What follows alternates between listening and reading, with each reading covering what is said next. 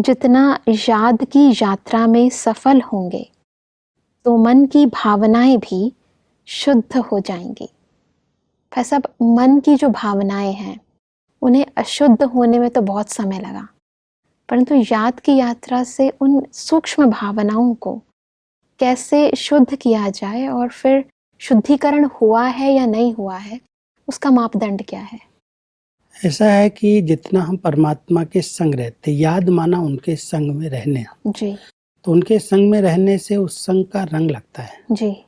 परमात्मा के अंदर सबके प्रति, सब बच्चों के प्रति बहुत शुभ भावनाएं हैं, हाँ जी। बहुत स्नेह है, सबकी उन्नति के प्रति अच्छे विचार हैं।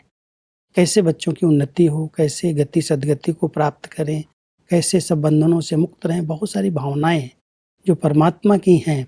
जब हम उनको याद करते हैं, उनके प्यार में खोते हैं, तो उनकी भावनाओं का प्रभाव हमारे मन की जो अशुद्धियां हैं, जो नेगेटिविटी है, उनको समाप्त करती हैं।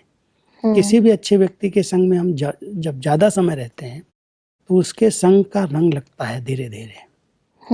जिस प्रकार से बोलता है, खाता है, चलता है, उसके साथ हम उठते बैठते हैं तो संग का रंग कहा जाता है। तो ये जो याद की यात्रा है, ये है परमात्मा के साथ रहना, उनसे वार्तालाप करना।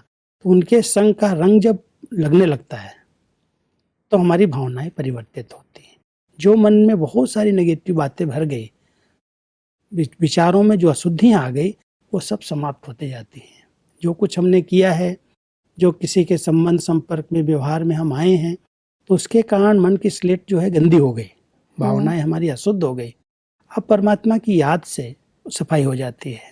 और भाई साहब, ये जो भावनाएं हैं ये तो कई बार अचानक से ही मर्ज होती हैं। अचानक नहीं मर्ज होती। जी। जब तक हम कोई संकल्प किसी के पर रचते ही नहीं है, कोई सोचते ही नहीं है, तो भावनाएं ऐसे अचानक नहीं बनती सब। लेकिन पूर्व जन्म में यदि किसी के प्रति हमने सोचा है और वो आत्मा अचानक से हमारे सामने आती है, वो तो कोई ऐसा इत्तेफाक होगा। लेकिन इस समय जो हमारी भावनाएं बनती हैं, जब हमारे वो संबंध संपर्क में आता है, जब उसके साथ हम लेन देन करते हैं, व्यवहार में आते हैं, तो उसके कर्मों को, उसके बोलचाल को, उसके व्यवहार को देख करके हमारी भावनाएं उसके प्रति उत्पन्न होती हैं कि ये व्यक्ति अच्छा है, ये व्यक्ति अच्छा नहीं है, इसका बोलचाल ठीक नहीं है। तो वो भावनाएं हमारी बनती जाती हैं। जिसके संग में रहते हैं, जो हमारे कर्म के क्षेत्र में साथी हैं, उनके प्रति हमारी भावनाएं बनती हैं। कई बार ऐसा होता है कि अचानक आप हमारे सामने आए, आपके व्यवहार से, आपकी दृष्टि से अच्छे वाइब्रेशन मिले, तो भावनाएं आ गई, ये व्यक्ति बड़ा अच्छा है अचानक। लेकिन वैसे जब हम काफ़ी समय तक किसी के संग रहते हैं, तो उसके हर एक्टिविटी से जो पता चलता है, उससे हमारी भावनाएं बनती जाती हैं।